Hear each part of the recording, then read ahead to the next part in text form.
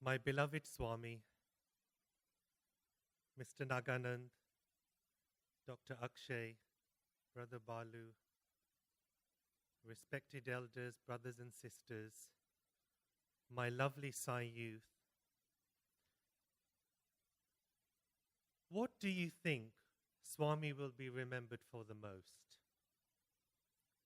The rings and trinklets produced with a wave of a hand, the vibhuti and amrit manifestations in countless homes around the world, the hospitals, institutions, water projects, schools, museums, there's so much.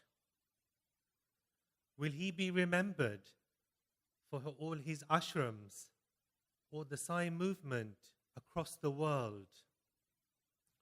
Or will he be remembered as a modern-day guru? All of the above. Our beloved Swami will mostly be remembered for the personal transformation that he has brought about in millions and billions of people around the world, whether they know him or they don't. Brothers and sisters, we are living examples of the Sathya Sai phenomenon, the greatest event of the 20th and 21st century. I am grateful once again to Swami and the Sri Sathya Sai Global Council USA, in particular the organizers of this amazing retreat, for bringing me back to beautiful USA. I have lovely memories of USA. The first time I came on Swami's work was thanks to Sister Geeta and Brother Mohan, and I was asked to speak in Washington. Then again I came a few years later. Swami sent me to address the young adults at a national YA retreat in Chicago, and I had to give some strong, bitter remarks on how young adults should conduct themselves. And once again, I'm here to share the love that you all have. America and Great Britain have a long shared intimate and close friendship, not just politically or economically, but spiritually too. There is a lot that we have learned from each other, and I pray that that bond of friendship continues. Last year, as Brother Balu mentioned, I was sitting watching the USA pilgrimage, and I had a look of panic at one point, and I started sweating. My national UK council president was sitting behind me, so I turned around to him and said, "You better be this good," because they were coming the following month. You did a fantastic program last year. Each one of us has a unique experience and a unique story regarding those lovely, intimate moments with our beloved Swami. Swami likes us to share these so that they not only inspire and motivate people, but usually there is a valuable lesson and teaching that accompanies each experience for the person as well as the listener. I really am but a single grain of sand on Bhagavan's vast shore, mingling with countless other grains of sand, each with a unique tale to tell and experiences etched by the tides of life. Together we form the boundless beach, where every grain holds a divine story, whispering its own truth in the grand narrative of existence. William Blake, the English poet, beautifully put it, "To see a world in a grain of sand and a heaven in a wild flower, hold infinity in the palm of your hand and eternity in an hour." The Buddha was right when he said, If you want to understand the universe, look deeply into the smallest grain of sand. Therefore, if you want to understand Swami, if you want to understand Bhagavan, look at the grain of sand. Enveloped in that grain of sand, you will find His Majesty. My life changed when Swami came into my life at the tender age of 9. Swami has been very kind to me over the years, and some of the experiences that I will share with you are a reminder to us that Swami truly is omnipresent, omnipotent, and omniscient. We may forget Him, but He will never forget us. Unlike many of you, I guess I needed a little more work in becoming the person Swami wanted me to become. You know, the very first interview that I had with him, and a few thereafter, it was my job at the end of the interview. Swami had a red basket packed with vibhuti, and it would be my job to hold that vibhuti as we went round, and Swami would take a heap of the packets and give it to all the people. We were very close. Sometimes his hair would brush my face, but we were literally on one occasion nose to nose. I said to Swami, "Swami, can I stay with you?" He paused, he looked at me, and then said, "No qualifications." You see, Swami is an extremely tough taskmaster and always expects perfection. Despite my many imperfections, he remains ever patient, nurturing the hope that one day I too will rise to meet his expectations. Now let me take you on a journey back to the 1980s, to England, to a very quiet town in London. In a modest home lived a devout couple and their only child. A 9-year-old boy sits alone late at night, gazing out of the window at the stars, pondering the existence of God. Did he know I existed? Did he love me? Where was he?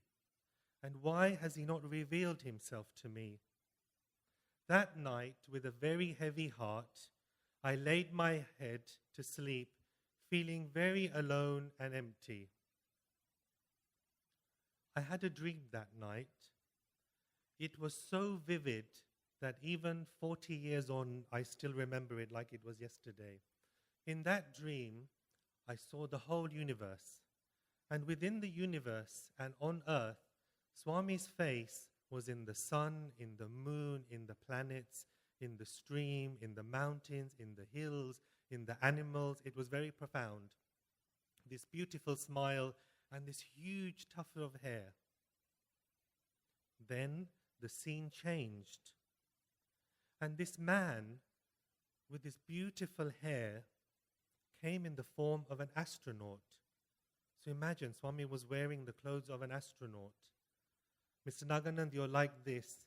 He then changed and he looked like a barrister, but an English barrister. You know, they wear the wigs. And then I saw this person in the outfit of a cowboy with the Texan hat and staring at me. You know, Swami says regarding dreams that only when he wills it can we dream of him. Dreams come to us in order to grant us courage, confidence, and often clarity of thought. Swami says, when I appear in a dream, it is to communicate something to the individual. It is not merely a dream, as it generally can be. Do not think that these incidents you experienced in your dream are sketches of your imagination. I was giving you answers thereby to all your doubts. So let me be clear here. I am not someone that particularly has regular dreams of Swami. Maybe one or maybe two in like 3 or 4 years.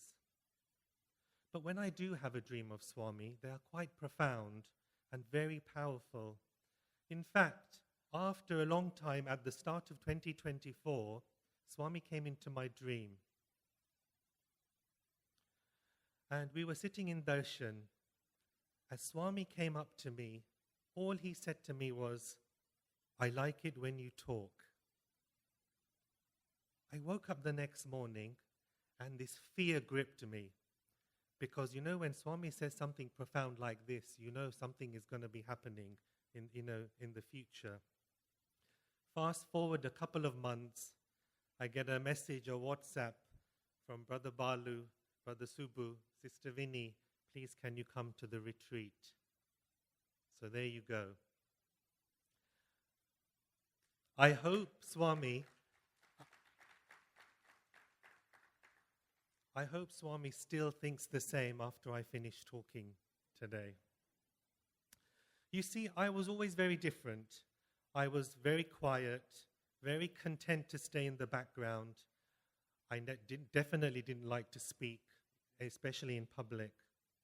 I wasn't the brightest in the class either.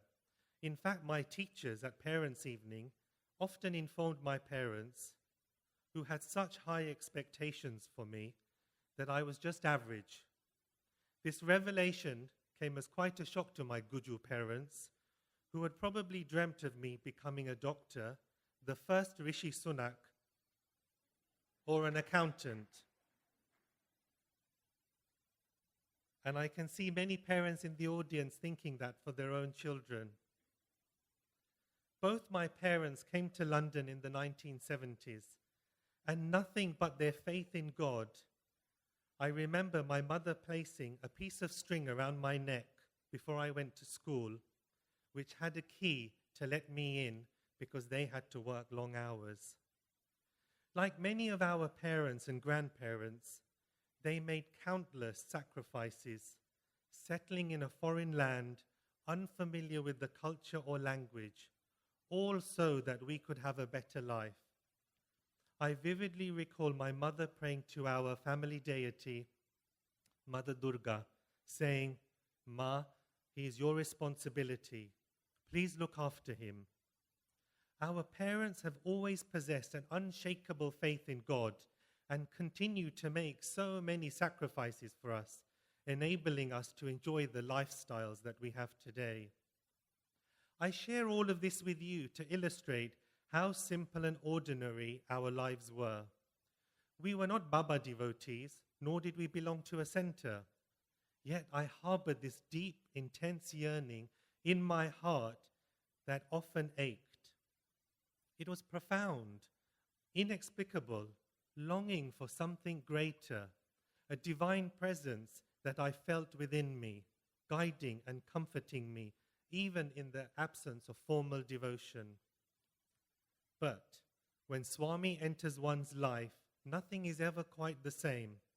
The orange flame of love permeates every atom of our existence, whether we realize it or not. The moment we associate with divinity, transformation becomes instant. My cousins in London started to attend some Sunday school. I was intrigued. Why was I not asked to attend? I nagged my parents to let me go. So off I went the following Sunday, inviting myself, and ending up in a devotee's home covered with photos of this gentleman that I had a dream of. But thankfully, he wasn't wearing his barrister's robes, or the astronaut, or the cowboy clothes, but a beautiful orange robe with beautiful hair. Now let's fast forward a few months. By this time, I had joined Balvikas. It was thanks to attending Balvikas that I gained the firm foundation and strength to become who I am today, standing before you. Where my school teachers had failed, my Balvikas gurus had unwavering faith in me. They saw so much potential and nurtured me. I attended every class diligently and practiced everything I learned. Put your hands up. How many of you are Balvikas gurus in the audience today? I salute each one of you, because without you, I wouldn't be standing here, and you wouldn't have touched countless hearts and minds of children across the world.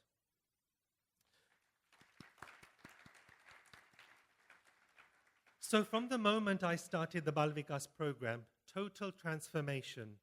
I vividly remember being put forward for the lead role in many of the plays that were performed at festival times.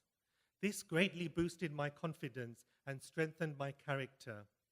How clever Swami is at each teaching component has an effect on people's character. Suddenly, my grades began to improve overnight. I was in all the top sets, winning awards and certificates. This remarkable change was testament to the profound influence of Balvikas, along with that, Swami's unseen guiding hand.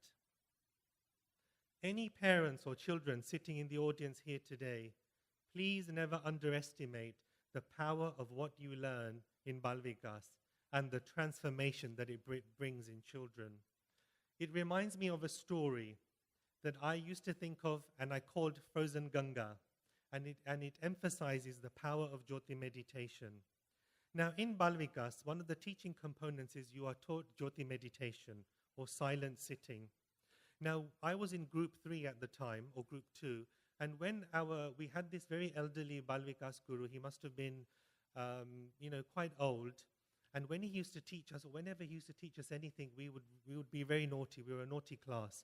So he would tell you to close your eyes, and you know how the Jyoti meditation goes. So you look at the flame, then you bring the flame towards you, you put the flame in your eyes, all around the body. While he's talking through the Jyoti meditation, we're prodding each other, we're tickling each other, and just generally being disruptive. But then 1 year, now this is the time when London used to experience bitterly cold winters, and it would really snow quite hard. So one winter, it had snowed and it was freezing. Now, my parents would go to work early in the morning and return quite late at night. So I would be home alone. So I woke up that morning and I went to the bathroom to brush my teeth. I opened the tap, there was no water. So I ran downstairs, opened the tap, there was no water. I flushed the toilet, there was no water. All the pipes were frozen. And you know, when you're quite young, it's quite a daunting thing because in the West, we take water for granted. We waste so much water. We expect water to be there on tap for us. So you can imagine, a young child at home, there is no water, what do you do? So I pondered, and then the words of my Balvikas guru came into my head. And he said, whenever you were stuck, whenever you had a problem, if you did Jyoti meditation, you could fix things instantly. So I went and sat in my prayer room, and I lit a candle, and then I went through the whole Jyoti meditation. The light is within me, I am the light, in my head, my eyes, my legs, everywhere. I quickly finished, and then I ran to the bathroom and opened the tap. Nothing. Because during my meditation, I had put the flame around all the pipes around the house. There was nothing. So then what do I do? So this Balvikas guru of mine was obviously a fraud. You know, he's telling me to do things that don't actually work. You know, what's the point? But then I felt really guilty. Something inside of me said I did it for the wrong reasons. And I felt bad looking at Swami's photo. So I went back into the prayer room. And I did it again. And this time I said something to Swami. Swami, I'm really sorry. I think I did it for the wrong reasons. My relationship with Swami all my life has not been one of God and devotee. It has always been one of friends. We are friends. He's my best friend. And I think he likes that. He really wants that. So I did the Jyoti meditation again. I didn't rush it, and I really put my heart and soul into it. And I imagined the flame going through all the pipes in the house, in the sink, everywhere. And then I left it. And then I thought, what do I do for the whole day? I couldn't do anything. I couldn't drink anything. There was no water. What do I do? So then I went to the kitchen, and then something in my mind said, open the tap. And I thought, no, this is silly. It's not going to happen. So I opened the tap, and nothing. And I thought, there you go. He was wrong again. And then suddenly, this noise, clunk, clunk, clunk. And then a dribble of water started coming out. And then the dribble became a lot of water until water started gushing in the tap. So I thought, wow. So maybe the sun had come out and the pipes had defrosted. I wanted to test Swami one more time. So I ran out and I went to a neighbor of ours next door, an elderly lady that lived there. And I knocked on the door to check whether they had, running water. And as soon as she opened the door and she said, "Oh, what a shame, we have no water on the street. All the pipes are frozen." I have no idea how one house on our street, number 28 Raymid Avenue in Thornton Heath, had running water when the next door, the pipes were still frozen. That's the power of Jyoti meditation. When I went to touch Swami's feet, you will see there are some roses put onto Swami's armchair. And it reminded me of a story when I think I must have been maybe under 16. Now, one thing I want you to note is I came to Swami, I found out about Swami when I was 9. The very first meeting that I had with Swami was when I was 16. So there's quite a big gap. I did not go to India. And I must say, for all those young people out there that haven't had the opportunity to experience Swami physically or go to Puttaparthi, I can assure you, when you pray to him with all your heart, with all your soul, you will feel him with you daily. So let's go back to why I'm mentioning this story of the rose. Now, one year, it was my birthday, and the center that I went to had organized some bhajans for some festival or something that fell on my birthday in November. So I woke up, and for me, a birthday is a big thing. When you're young, it's, you want to be spoiled, you want everybody to say happy birthday, you want cards and presents. My parents were at work, so there was nobody at home, so great start to the birthday. My parents had left me a birthday card, and I searched around the house thinking there must be a big present somewhere. No big present. So I opened the card, and it was a beautiful card from my mother and father with some money in it. You never give a young child money. It's so boring. So then I thought, okay, maybe the day is going to get better. It's my birthday. So no phone calls. And in the old, we had those phones with the dialing thing. So it was almost midday in the afternoon, and I was thinking, no one's rung me to say happy birthday. So I picked up the receiver to check, is the phone line working? The phone line was working, and I put it down. Anyway, no phone call, so it was time to get ready for bhajans. So I quickly got ready for bhajans, ended up at the center expecting all the devotees to remember it was my birthday. Because the centers across the globe are so important, you have no idea. For people like me, the center is like an extended version of a family. Here you give us love, you teach us so many things. All the center presidents out there, you're doing an amazing job because you make all the difference to young people like me at that time. No one said happy birthday as I walked through the door, and I thought, okay, that's strange. So anyway, it was time for the bhajans, sat down, the bhajans happened, everything was over. So I turned around to my left at the end thinking, I wonder if my center president is going to come with a birthday cake. And they're all going to sing happy birthday, which is what they normally do, for young Balvikas children after bhajans. There was no cake. There was nothing. And, my heart dropped when at the end of bhajans, you do the Oms and you do 1 minute of meditation. I was so sad. And in that 1 minute of meditation, I said to Swami, my family's almost forgotten. My Sai center has forgotten it's my birthday. And what has hurt me the most is that you forgot my birthday too. Ladies and gentlemen, you know what happened? Can you see this rose sitting on the armchair? He flicked it and it fell onto my lap. And I was so shocked. I looked at my lap thinking, did that really happen? Did the rose literally flip and fall into my lap? I looked around because, remember, everybody was doing 1 minute of silence and meditation. Thankfully, there's always a couple of aunties and uncles that don't want to meditate, but yet they like to look around the room. There was a gasp when that happened. So, when we sit in front of Swami's chair, please don't ever think he doesn't sit there, because he is sitting there.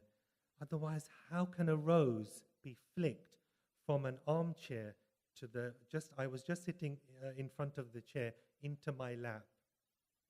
That beautiful rose, it's dried now, but it still remains the same. It still remains red. So I thank Swami.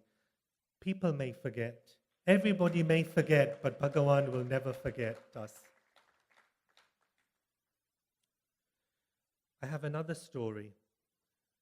With my parents, my mother and father, we went shopping one Saturday afternoon. My father got out of the car. It was Father's Day. He went into the shop to get something and he left my mother and I in the car. I was sitting in the back and my mother was in the front. The window was open and it was a very hot summer's day. As I was sitting looking out of the window, this gentleman approached quite close to the car. And then suddenly I felt something quite sharp next to my neck. My mother started screaming, and there was a gentleman standing next to me with a great big long knife, probably about this big, right into my vein here. He shouted at my mother and said, "Give me your gold, give me money, give me whatever you have." And I could feel this blade, and he was quite agitated. And the more my mother started crying and screaming, the more agitated he got. And I could feel this blade going deeper and deeper into my neck. I had no idea what to do. I froze. So I closed my eyes, expecting it to pierce my neck. Because the neck is quite a thin, there's not much, there's hardly any fat. Well, there wasn't then. And then I could feel this blade going in. And I knew at any second, it probably would go in. So I closed my eyes and I started calling on Swami. Swami, Swami, Swami. Suddenly, he got agitated and he withdrew the knife. And then he said to my mother, "Next time I ask you for something, you better give it or I will kill your son." And then he ran off down the street. That is the power of the name. That is the power of Swami.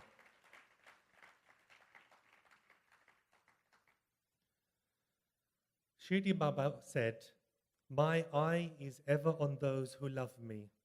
Whatever you do, wherever you may be, ever bear this in mind. I am always aware of everything you do." Sometimes we pray to God and wonder, does He really listen to our prayers? Can you imagine how many people must be bending His ear for a favor? But words have tremendous power. They can arouse emotions and they can also calm them. They direct, they infuriate, they reveal, they confuse. They are potent forces that bring up great reservoirs of strength and wisdom in times of despair. In the Narada Puran, in this age of Kali, it says, "There is no other religion than glorifying the Lord by utterance of His holy name. And that is the injunction of all the revealed scriptures. There is no other way, there is no other way, and there is no other way." The name of the Lord is so powerful that it made stones float in Treta Yuga when Rama needed to cross Lanka. It transformed a robber into a great sage, Vashishta, and in this Kali age makes our Lord drop everything and come to our rescue. You are all familiar with Bhagavan when he goes into a trance. Now let me tell you about a time that I wanted to go and visit Swami. And back many years ago, it was very difficult to go to Swami, especially when we were in the foreign countries. Ticket prices were very expensive. Now, I didn't want to be a burden on my parents, and I didn't want to trouble them again, because I had already been to Swami when I was 16, and I wanted to go again. And I want to just give you this example where he really does listen when you pray with your full heart. And to be called to Prashanti is truly a gift that one should never take for granted. As Brother Balu said, we must make the most of our visits to Prashanti Nilayam. So I wanted to go to Prashanti and I started praying to Swami. And my prayer to Swami is, I don't want to inconvenience my parents. They are already doing so much for me, paying for my studies, paying for the home, paying for all the bills and everything. So I didn't want to be a burden on my parents. So I prayed to Swami, "Swami, you're my best friend. I want to come and see you. Please make it possible. Devotees, listen here. When you pray to Swami with a pure heart, he really does listen. When you yearn for our Lord with a deep sense of yearning, it is not one-way traffic. He does reciprocate. It is a dual carriageway. He loves us. He looks forward to seeing us and misses us when we do not go. I think I was at university at that time. A letter came through the post that the British government was doing a scholarship, that they would pay for any students to travel abroad and undertake some sort of research. So I thought, oh, okay.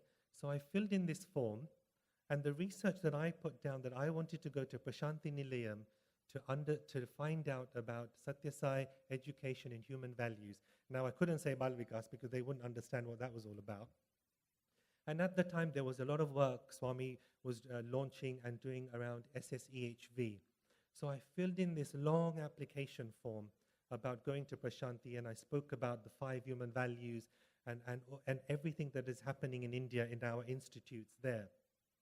After some time, I get a letter from the Mayor of London, and I was invited to an interview that I had been shortlisted from 5,000 applications. 100 students from across the country were asked to come for an interview. So I was pretty naive at the time, thinking, okay, it's just going to be an informal chit-chat. So I was invited to the Lord Mayor's office in London, very grand building. So I walk into this room, and I was shocked to see there was a panel of 12 people. And in the middle of this panel was the Lord Mayor sitting with all his gold chains. And I think halfway across the hall, it was a big hall, in the middle there was a single chair. I was petrified. Oh my God, Swami, what do I do? Now, the words of my Balvikas Guru came to my mind at the time. Wherever you are, whenever you go, whenever you are stuck, you must simply say, Swami, please speak through me. Swami, please think through me. Swami, please act through me. So let's put him to the test on this one. So I sat down, and imagine, so I'm sitting here, and the panel was probably in the middle of this room, not even nearby. How intimidating.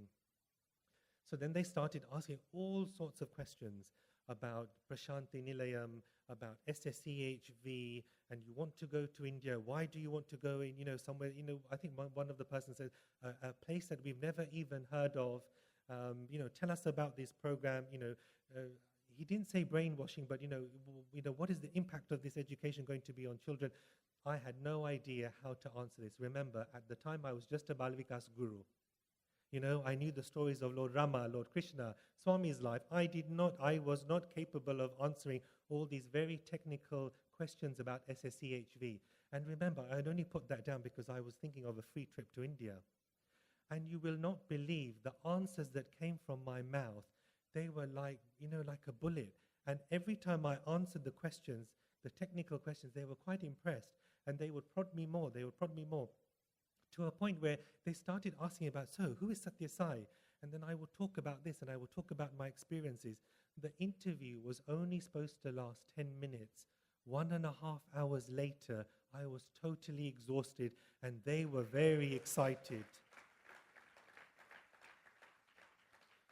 So imagine, from 5,000 applicants to 100 shortlist, I thought this isn't really going to happen. I waited. Every day I would run down to the door to see when the post arrived. I would go through the post to see if there was anything. There was nothing. After 1 month, a letter came. And sometimes you get a feel, you sort of press the letter, see if, it's a positive response if it's a thick one with, there's going to be forms in there. It wasn't. It was a thin.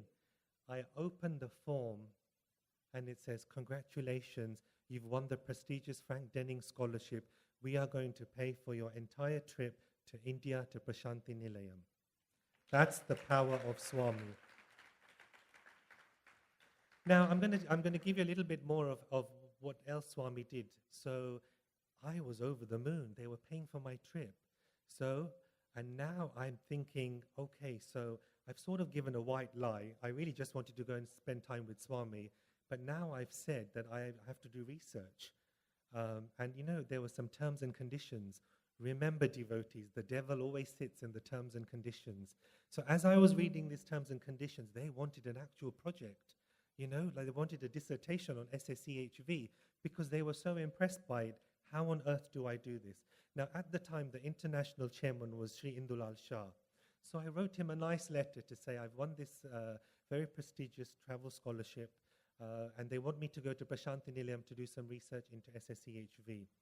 I wasn't expecting a response because imagine when you're international chairman of the world, and if many of you, if you don't know in Dubai, he's not someone for responding to letters, especially from an unknown person in the back of beyond of London. You won't believe, within a week, I get a telegram from Mumbai, from Sri Indulal Shah to say, received your letter, come and meet me in Mumbai and I will speak to you. So I booked the flight, I landed up in Mumbai, and I had to spend 1 week with Indubai. So Indubai was a chartered accountant, so he had me coming to his office every day. I was, I think, staying at the opposite end of Mumbai, so it would take me 1.5 hours to get to his office. And for those of you who don't know Sri Indulal Shah, he is a very astute, very clever person. And he would drill me every day. It was 10 times worse than the panel interview that I had with the Lord Mayor. And he would ask all sorts of questions, and he would tell me about Swami and SSCHV. And then after 1 week of grilling me, he probably was checking me out to say, is he the real deal, or is he, whatever. And then he said, okay, now you must go to Puttaparthi. I will let Mr. Chakravarti know that you're coming. And I think at the time, Mr. Narayan was running the ashram. So he also sent a letter to Mr. Narayan. So I landed up in Puttaparthi. Accommodation wouldn't give me accommodation because I was a single fellow on my own. What to do? And then I thought, no, and I said to them in the accommodation, but Sri Indulal Shah has asked me to come. And I think, like they said, well, they haven't told me. We haven't received any communication. And I thought, oh, another test of Swamis. What to do? Thankfully, a group from UK had just turned up. And they saw my predicament. They could see that I didn't know what to do. It's like, where do I go? And then, they took me into their group. So I got the accommodation. The next morning, Swami was coming. And then he stopped in front of me. And he said, where is your group? Because I was wearing a scarf, and the group was coming later. I had gone a few weeks early because they had made some arrangements for me to spend a summer in the primary school researching and speaking to a lot of the teachers on SSCHV. So Swami said, where's the group? So I said, Swami, no group, just me. And he said, go. And I went inside and had a beautiful, intimate discussion with Swami. Now, I'm going to pause there because I'll come back to the stories on the interview later. But I want to touch on this notion, this importance of closeness, because I think it confuses many people, closeness with God. What is closeness? Now, these are things that Swami actually has said to many of our youths over the years. And what I've done, I've tried to condense it just so that you understand what Swami's interpretation of closeness is. So Swami says, what is closeness? Closeness gives us happiness. Closeness gives us joy. Closeness constructs love. You want to be close to your children. You want to be close to your partner. Yes, this closeness makes us very, very happy. We crave for it. In family circles, closeness means affection. Closeness is a sort of expression of concern, a longing for the beloved. That is the expression of closeness. Closeness is enjoyment. Closeness is comfort. Closeness means so many things to so many people. But in respect of Swami, it should be different. If anybody says to you, I am close to Swami, I am close to Baba, be very careful. You cannot claim to be close to Swami. It is a folly to think like this. To be close to Swami is only an imagination. To be close to God is an expression of pride. To be close to God is just an expression of ego. God is not an object. God is the subject. God is the phenomenon, not a person. However, what is spiritual closeness? Spiritual closeness is different from physical closeness. Physical closeness is proximity or nearness, whereas spiritual closeness is dearness. Spiritual closeness brings God, makes him walk towards you. Physical closeness demands that you run and occupy the front row in darshan. That's the reason why so many people fail. Spiritual closeness demands that stage when Swami himself will respond, when God himself will walk towards you and alerts you, apprises you, and says yes. He elevates you. I think he finds himself within you. That is what you call spiritual closeness. Spiritual closeness is humility. It is so humble. Spiritual closeness is what we call adoration, respectfulness, reverence, friendliness, loveliness, not merely a friend. Kindly understand, physical closeness can make you a friend, but spiritual closeness will develop a quality of friendliness. But for spiritual closeness, there are no requirements of time or space. God has to present himself anytime you want him to, anytime you demand, anytime you call for him. He's at your beck and call, at your doorstep, because the switch is in your hand.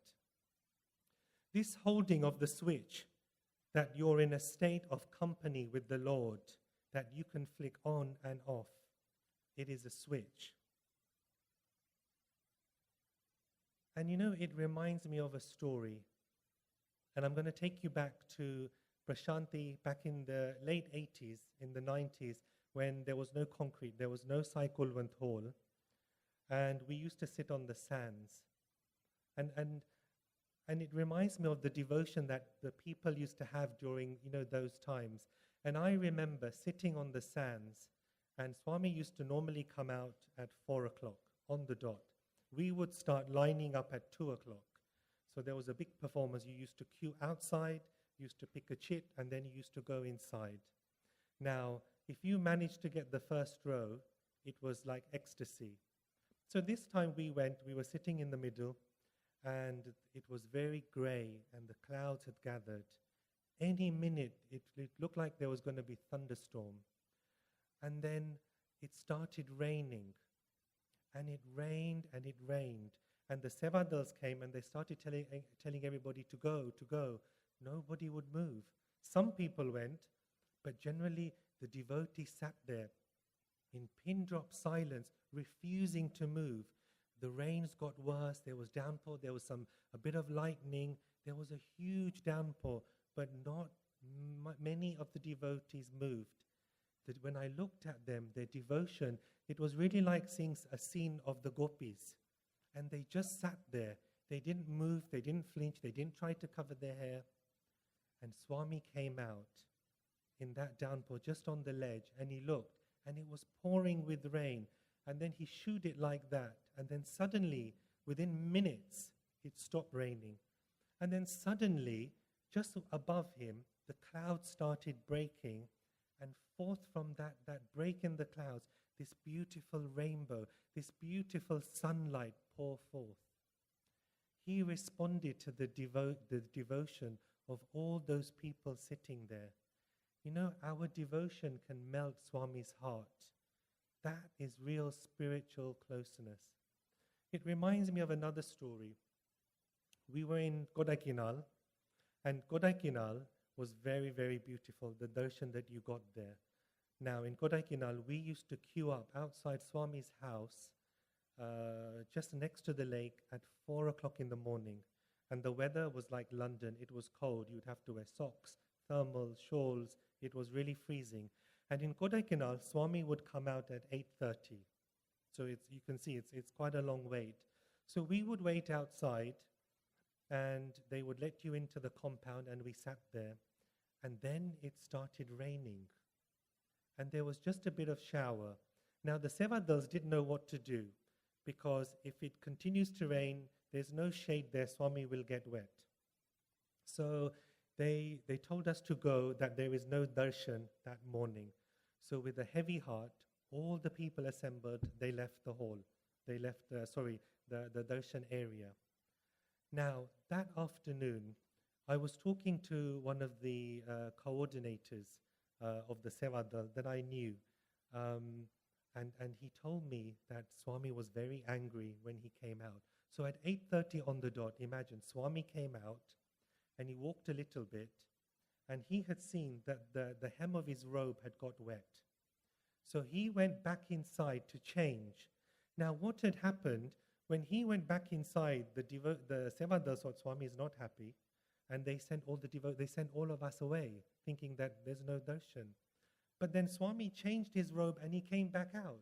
So Swami came back out, the doors opened, and he was, where are they all? And then Swami started banging, telling off the head Sevadal, where are my devotees? Why did you tell them to go? I never sent any message to end darshan. And he said, because of your incompetence and because my devotees have missed one day of darshan, I am washing away all their sins for a whole lifetime. Imagine that. Just because we missed one darshan, Swami actually said, I am washing all their sins of one lifetime. So from this you can see the power of darshan.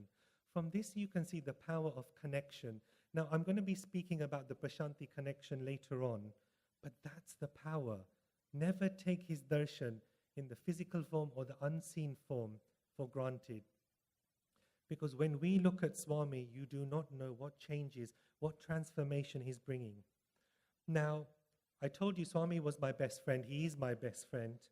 And I was 16 when I first met Swami.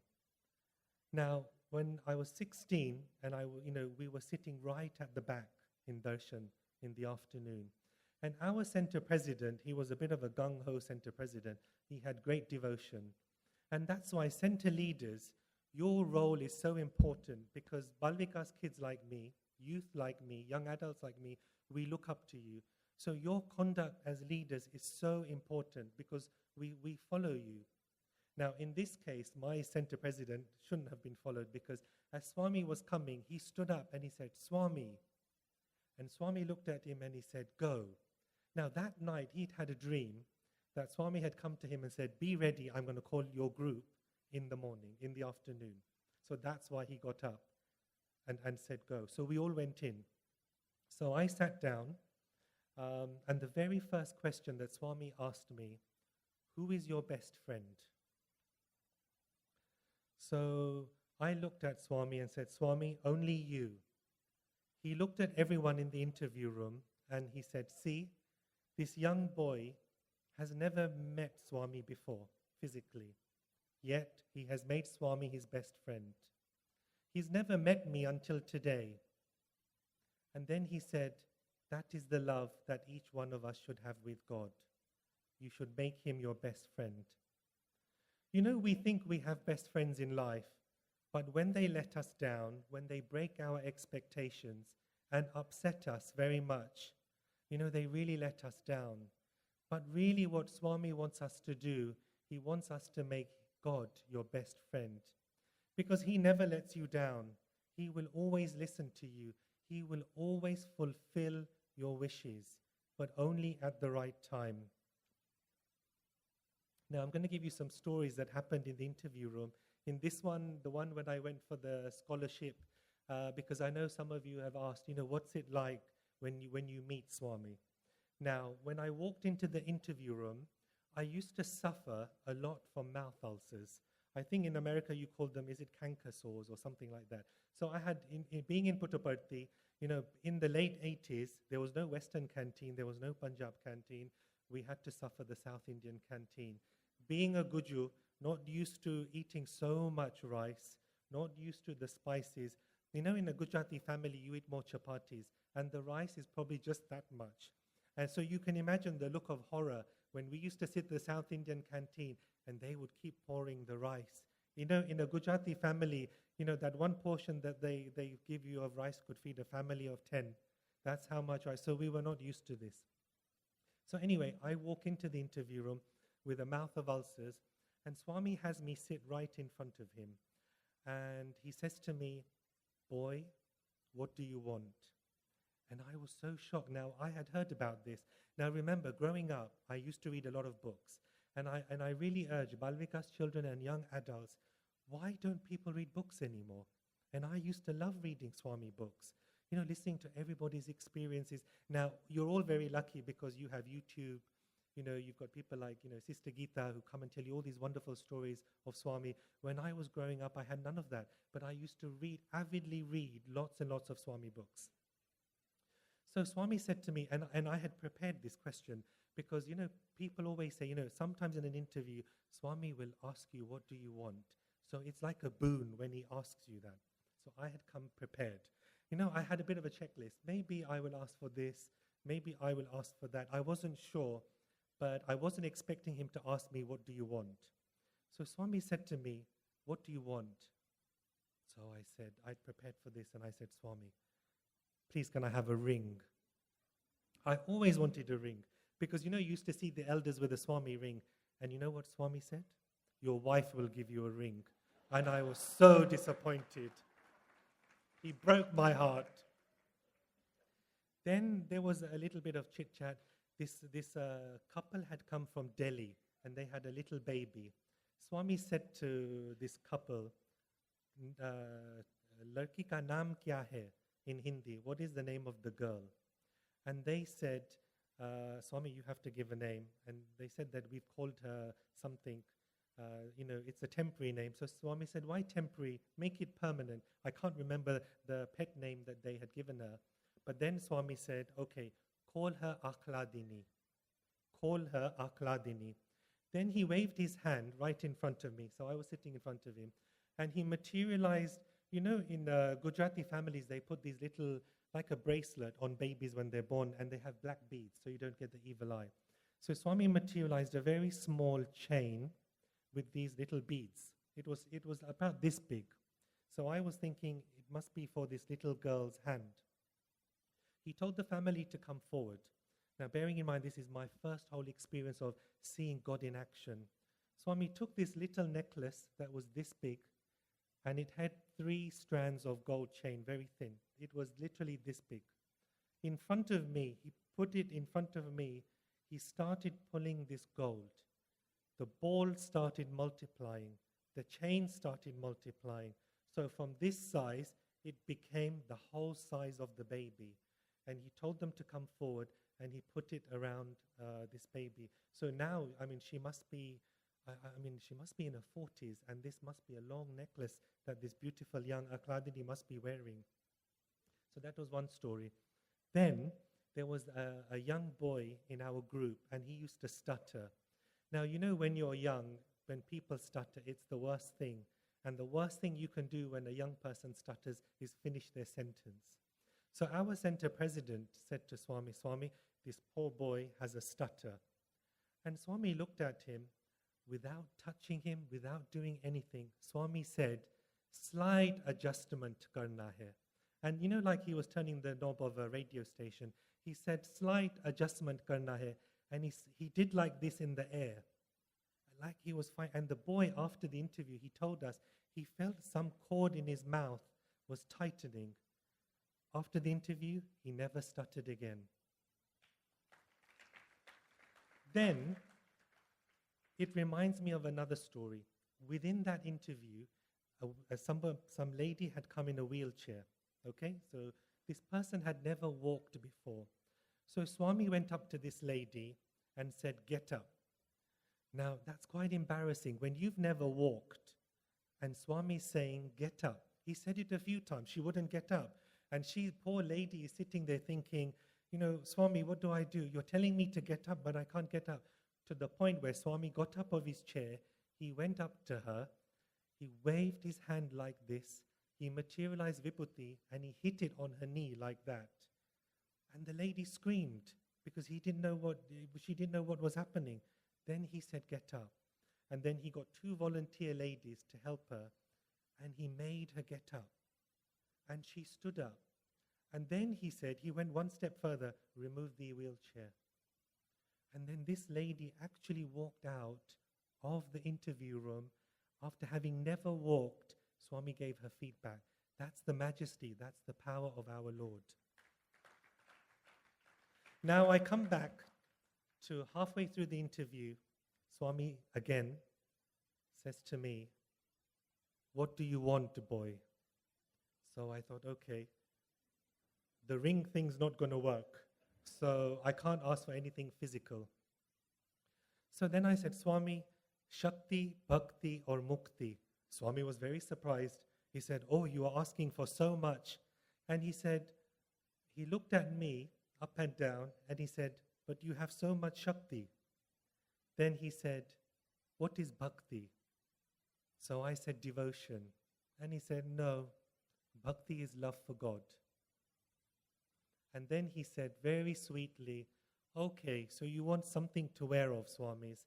He started waving his hand, and suddenly something burst out of his hand and flew halfway across the interview room, and he caught something again with his hand. And in his hand, he materialized a silver bracelet, and then he started explaining that this bracelet has 5 very holy metals. Now the thing that shot out of his hand that went halfway across the interview room, they passed it to the front, and it was a coin of Swami with his face on it on one side, silver coin, and there was a Om on the other side. Swami literally, I had a white shirt with a zip. He opened the zip, he put this thing in my pocket because I hadn't seen clearly what it was, and he closed it. And then he carried on talking to the rest of the devotees. Now coming back to the mouthful of ulcers, because at this point it was starting to hurt. And during the conversation, Swami would ask questions. Swami is very jovial, he's very sweet, he's very different to how you see him in darshan. In darshan, he's quite scary, but that's when he's majestic, he's the super omnipresent, he's the Lord of the universe, when he's walking amongst us. But in the interview room, he's so different. He laughs and he giggles, he makes jokes. And throughout the conversation, he would slap me if I said the wrong thing. He would slap me again. And it became really funny. I mean, I constantly getting all these slaps. And then, the other thing that I'm reminded of, as a child, I used to suffer from stomach upsets. Now, parents, when your child says to you that you have a tummy ache, please don't disregard it and send them to school. Sometimes it really could be a stomach ache. So I used to have lots of stomach aches. My parents used to think I'm just trying to get a day off school, but it wasn't the case. So if you remember, so Swami put me in front of him, and during the conversation with people in the interview room, what he would do is, I'm just going to show you what he would do. He would kick me in the stomach. And I'm thinking, what a interesting God this is. He would talk, and while he's talking to people, he would just kick me in the stomach. Just like that with his foot. And it was like, okay, does he want me to say something? Does he want me to, give a talk or something? But he did it a few times. Brothers and sisters, I never ever had a stomach upset after that. Kicks. And when I walked out of the interview room, the mouthful of ulcers that I had disappeared. The other thing that he did in that interview room, I have a sweet, if you know me, that I have a very sweet tooth. So yesterday when the Mysore Pak was being served, I was very, very lucky that I got a second piece. And it reminded me, in the interview room, Swami made a comment about me liking sweets. And he said, "Do you want a sweet?" And I was like, "Yes, Swami." And then he started waving his hand. And then he took something like this, and he opened his hand, and in his hand was a Mysore Pak dripping with ghee. And then Swami said, "See, I'm giving you hot Mysore Pak." And then he gave me a piece, and I put it in my mouth, and then he asked me, he put the Mysore Pak in my hand, and we walked around the interview room as he gave a little piece of the Mysore Pak. Now, in that time, it was a hot Mysore Pak. His hand was covered in ghee. Now, ladies, when any drops of ghee touch your saris, you get very upset, especially with your son or your husband, if by accident even any oil or ghee touches your beautiful silk saris. Swami was wearing a beautiful cotton silk robe. He sat down, and on his robe, he just wiped his hand like that. You will not believe there was not one stain. There was no oil stain at all. And this was the wonderful experience of, being with Swami, being very fortunate. It reminds me of another story. So I'm going to give you all these stories because I know time is short and there's lots and lots of things I wanted to tell you, but I know speaking to you over the last few days, a lot of the young adults and a lot of the people, devotees were asking me, what goes on in the interview room. So I'm going to hit you with it and then I will finish. So this reminds me of another incident. And this incident it's a time when Swami took me and my wife Rita to the most darkest point in my life ever. It was to the abyss and back.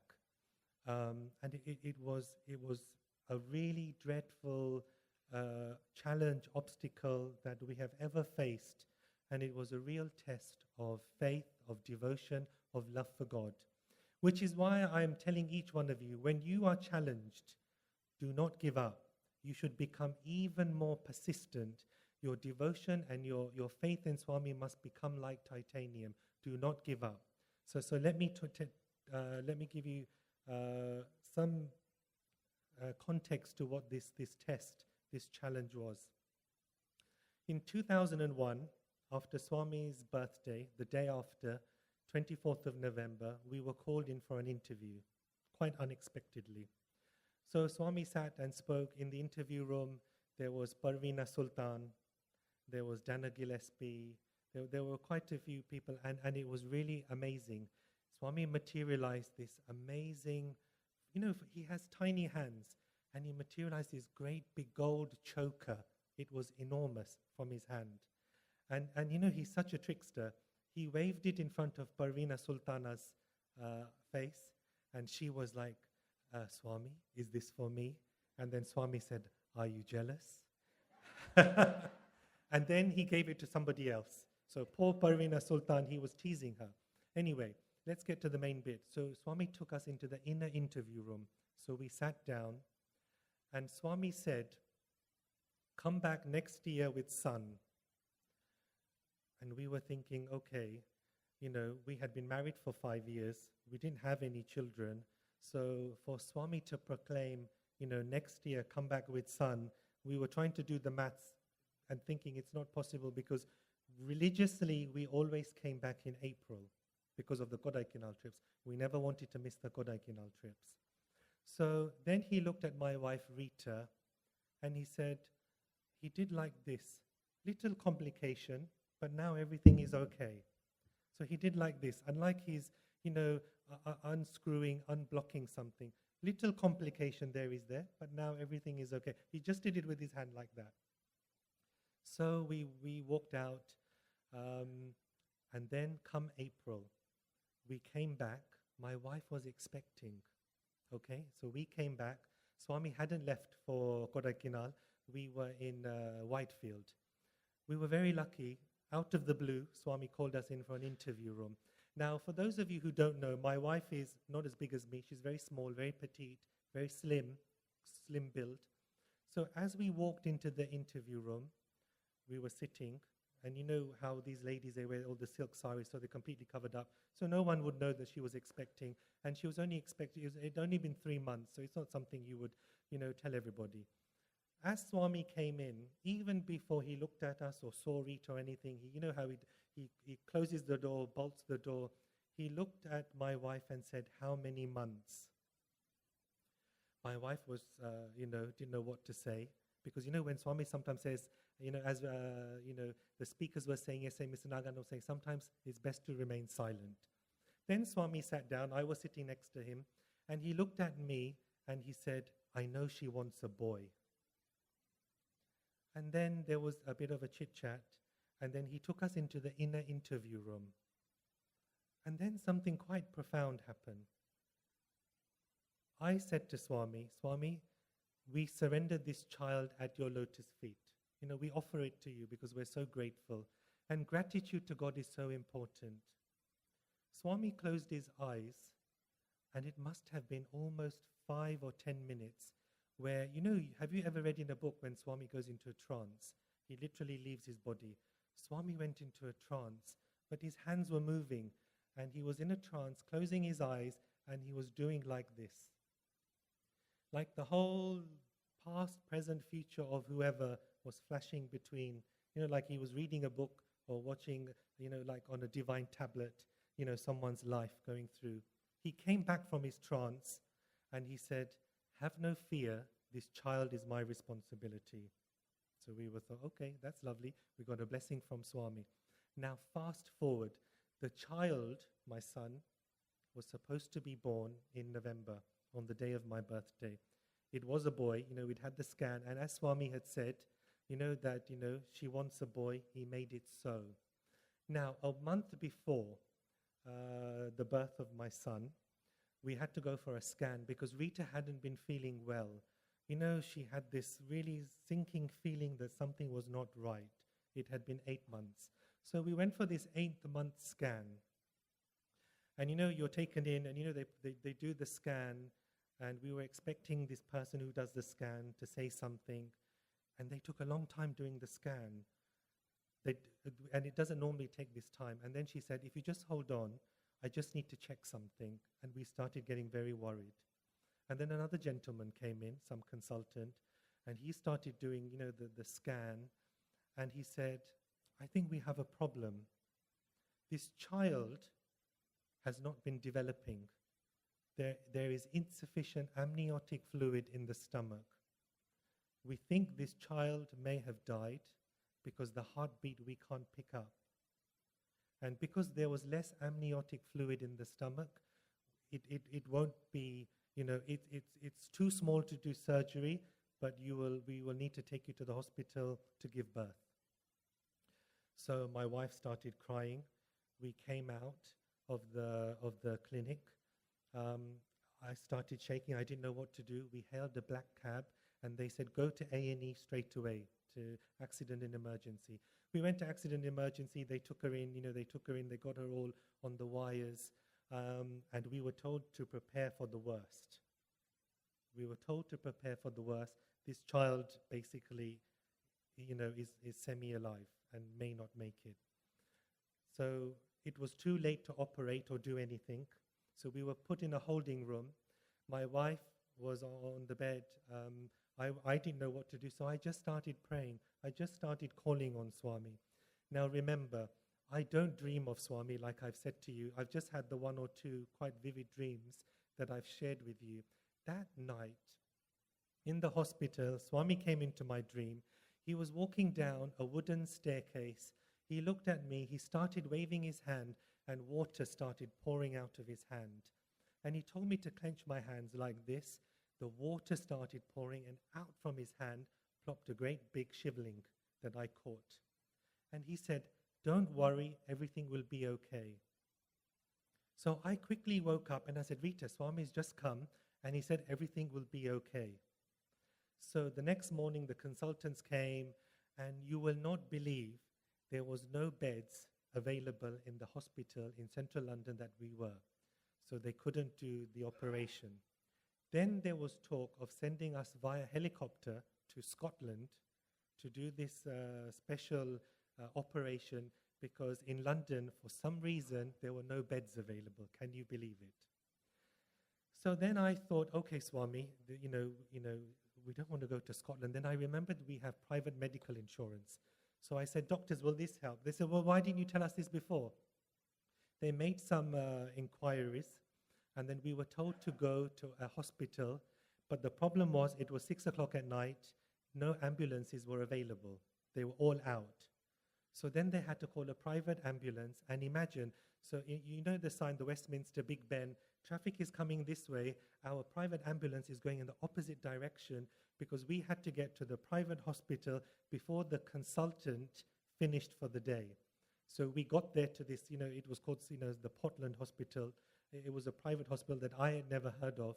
But when we got there, we were told, "You're in the best place, because this is the place where Princess Diana had her child." It's the place where the royal family, of the UAE and royal families all have their children. So we were thought, wow, what grace from Swami. how he's looking after us. We get there, and then, they do all the procedures. They wheel us into the theater room. The doctor was quite funny. He said, "Do you want to play any music while we do the surgery? Because, doctors, I did not know this. You play pop music in the theater." So the doctor said, "Otherwise, your child is going to be born listening to pop music." So thankfully, at the time in Rita's bag, she had a CD of Swami, if you all know the words Embodiment of Love, with Swami doing, these beautiful chants, Vedic chants to music. So she gave this to the doctor. So imagine the scene now.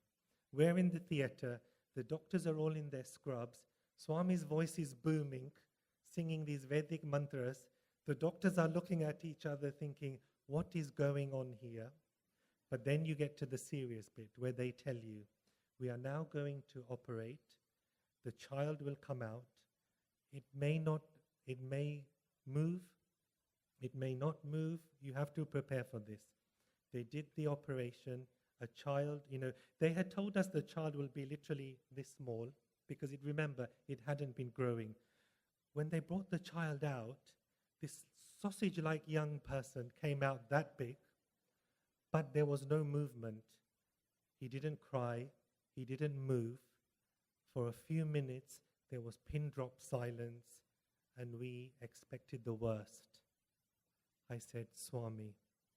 Suddenly, he started crying, screaming, and there was our little baby Sai alive. Against all medical,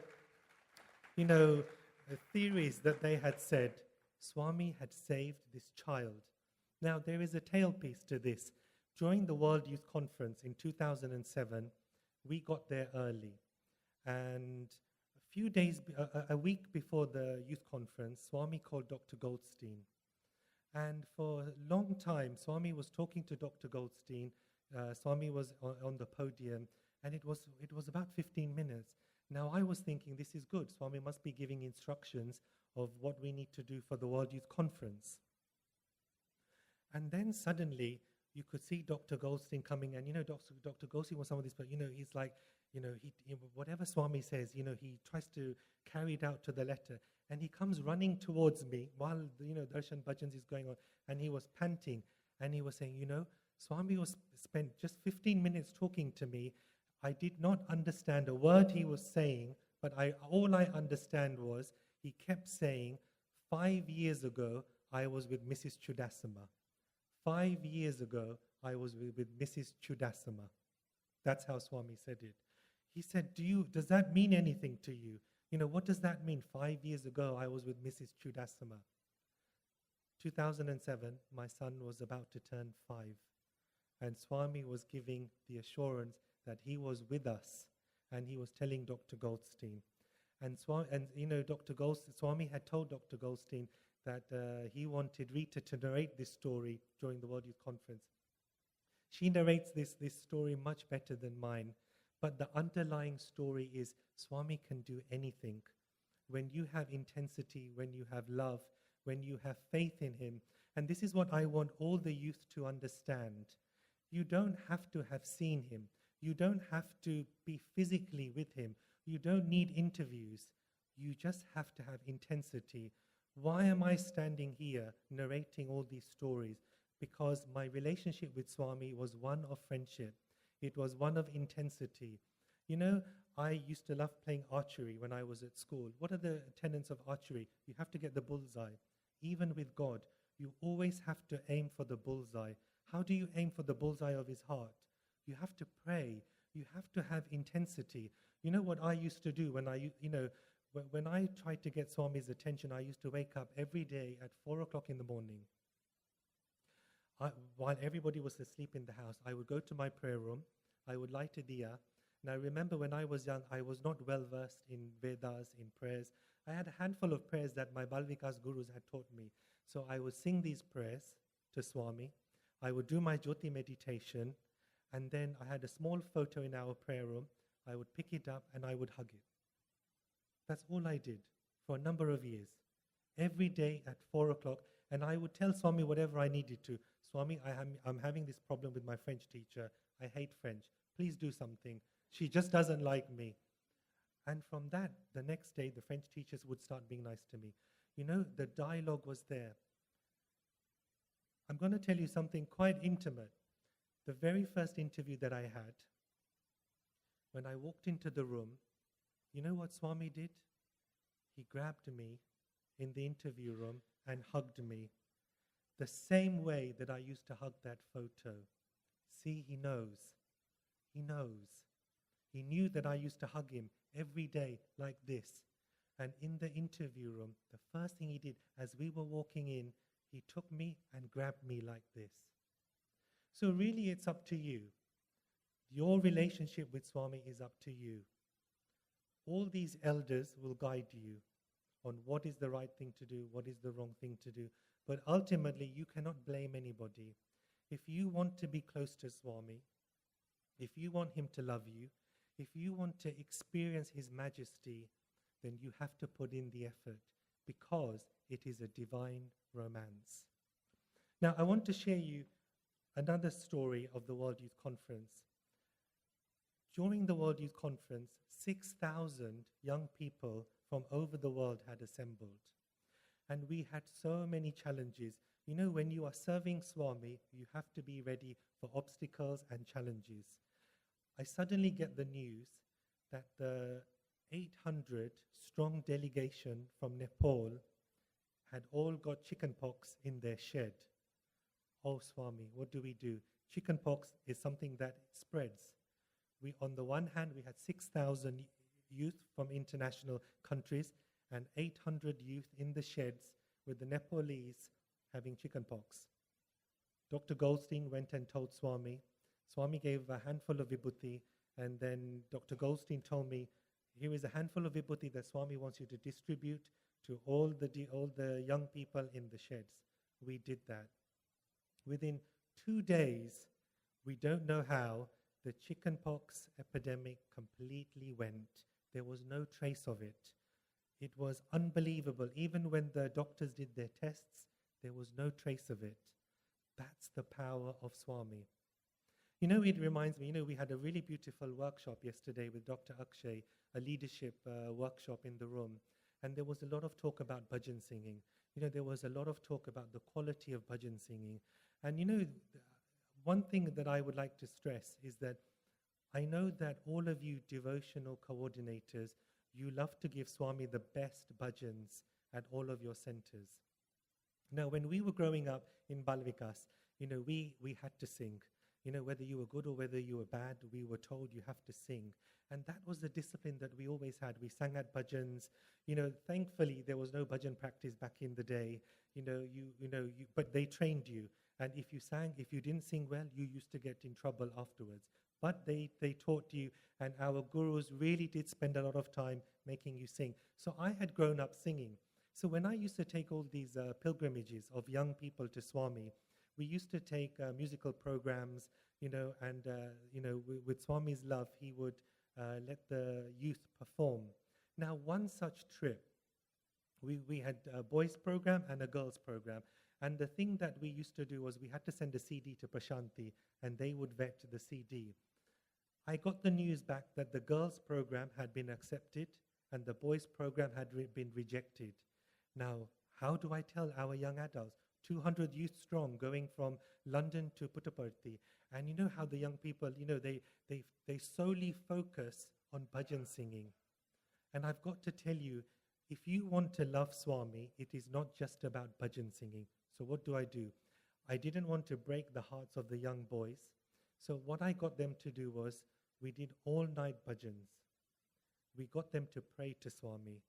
I don't care what bhajan you sing. We started at 6 in the evening. We finished at 6 in the morning. And all they had to do was sing bhajans and pray to Swami for their musical program to be accepted. That was done. We went to Prashanti. And the very first day, Swami asked me, what program have you brought? I said, Swami, there's girls' program and the boys' program. Swami got the boys to sing because their devotion had hit such a pitch. When you pray to Swami intensely, he really does listen. So the boys performed. Swami was very happy. And the arti was happening. As Swami's chair was going back into the car, he called me. And he said, music program was very good. But then he said to me, "Why didn't you sing?" I was taken aback. Wow, Swami had remembered that I too was also a bhajan singer. Because with these young adults, it turns sometimes they become like a mafia. It's like a VIP group. Only the talented, the super brilliant youth can sing. And there was Swami. He had actually acknowledged that I could also sing, that he had been hearing. So Dr. Goldstein was sitting behind me on the portico. I went up to him. He had heard. He was in panic. He said, his first thing he said to me was, "Oh, Shitu, what have you done?" He was so panicked because, the piece I forgot to tell you, when Swami said, "Why didn't you sing?" he then said to me, "Be ready, I want you to sing in the afternoon." So, you know the rules. People don't get to sing in the afternoon with the Prashanti Mandir singers. Dr. Goldstein had heard this conversation. He started sweating profusely. He's saying to me, "Oh, Shitu, what have you done? You are going to upset the whole thing. If you get this wrong, everybody is going to be sad. Swami is going to be very upset." He was in a real quandary. There was panic on the veranda because I had been asked to sing. So then I had to go through some auditions. So Dr. Goldstein and the team, the international team, was so worried that whole day I had to sit and just sing. So they got the professor of the music, the bhajan boys, and I was being auditioned. So I had to sing this bhajan they said, what bhajan can you sing? So all I could think of was, one that I used to sing a lot was Chandravadana Kamalanayana. And when I used to sing this bhajan, I would really, I used to love Lord Vishnu. I would see those beautiful lotus eyes and really visualize this. So then, I sang in front of one Prashanti Mandir bhajan singer. Then they would bring another one. Every hour, this audition was happening. And it was the most stressful, nerve-wracking thing ever. Dr. Goldstein's worried that, oh my gosh, what is Swami going to say? He's going to be very upset. But not once did anybody have any confidence in me that I could actually sing. So Swami's car came, and I had been placed on the veranda. As he came, he put the window down, and he said, "Are you ready?" He smiled. I smiled. Dr. Goldstein was sweating. Unhappy look on his face. We went inside to the mandir. Swami looked at me. "Are you ready?" The bhajan started, and there were also some other of the UK boys sitting next to me. Swami said, "London boys, Prashanti boys, all are my boys."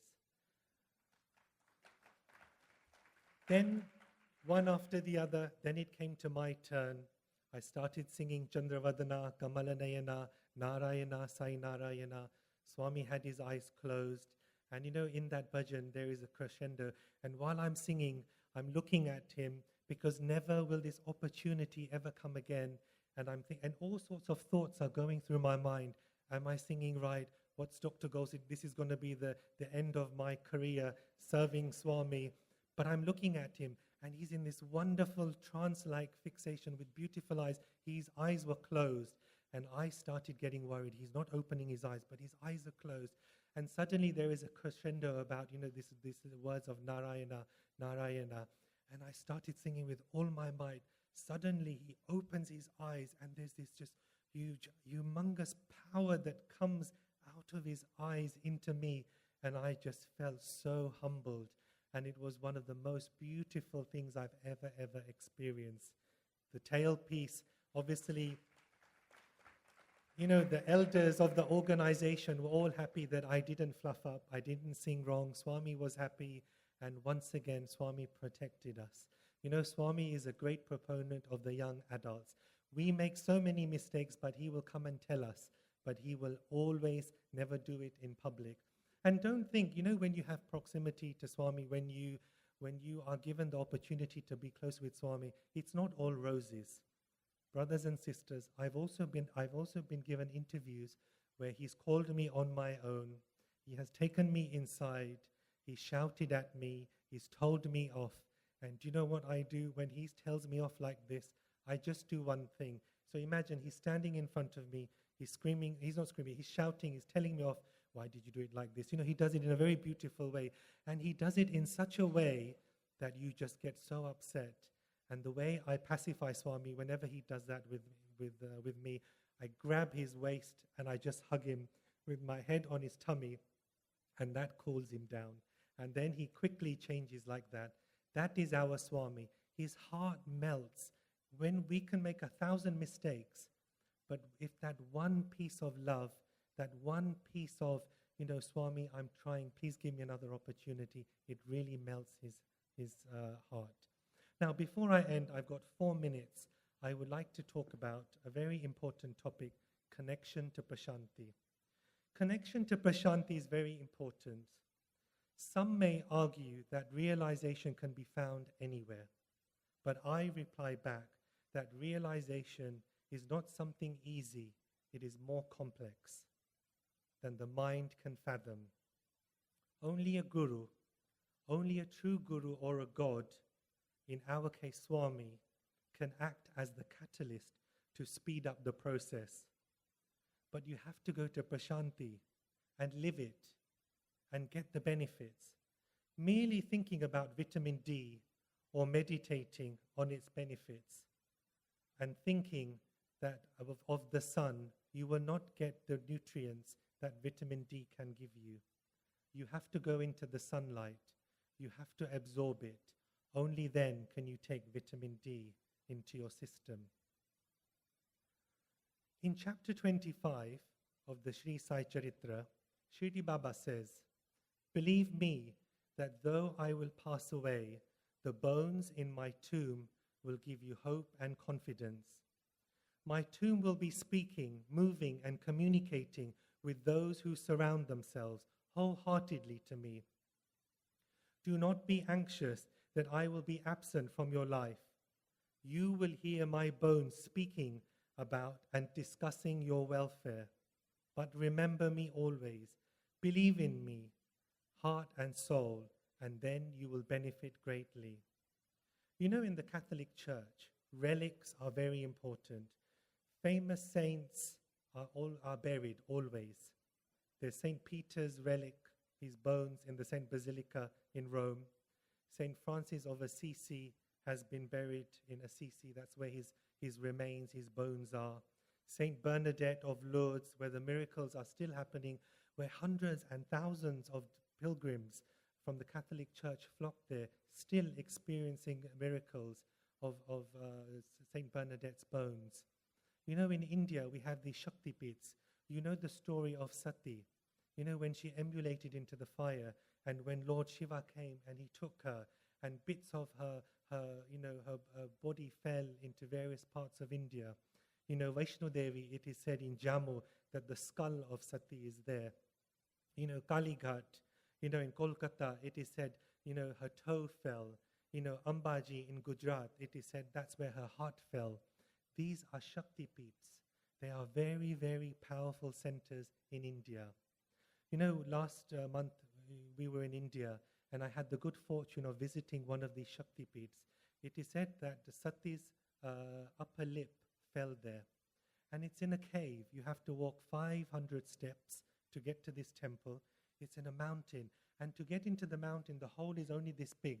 Look at my size. You literally have to crawl on completely on the ground to get into this cave. And when you get into this cave, there is this beautiful idol of Devi. And the power within that mountain, that cave, is just so electrifying. That's so powerful. So these are relics. These are really important pieces. Now, Prashanti Nilayam. You don't just have a toe or an arm or a heart or a head. You have our beautiful Lord who is there, who is still alive. And we hear from so many young adults who travel to Prashanti Nilayam that when they go and when they touch that holy Mahasamadhi, when they kiss that Mahasamadhi, the youth, the young adults that go who don't have a job, they come back and find out they have a job. If they're looking for a partner, they come back and suddenly they found, someone. If they have an illness, they touch that Mahasamadhi. Imagine the power. Imagine the power that is in Prashanti Nilayam. So whenever you speak to anybody, my heartfelt prayer for you is to tell them the power that lies in Prashanti, because Swami is still alive. He's still guiding us, he's still watching us, he's still loving us. Jai Saram.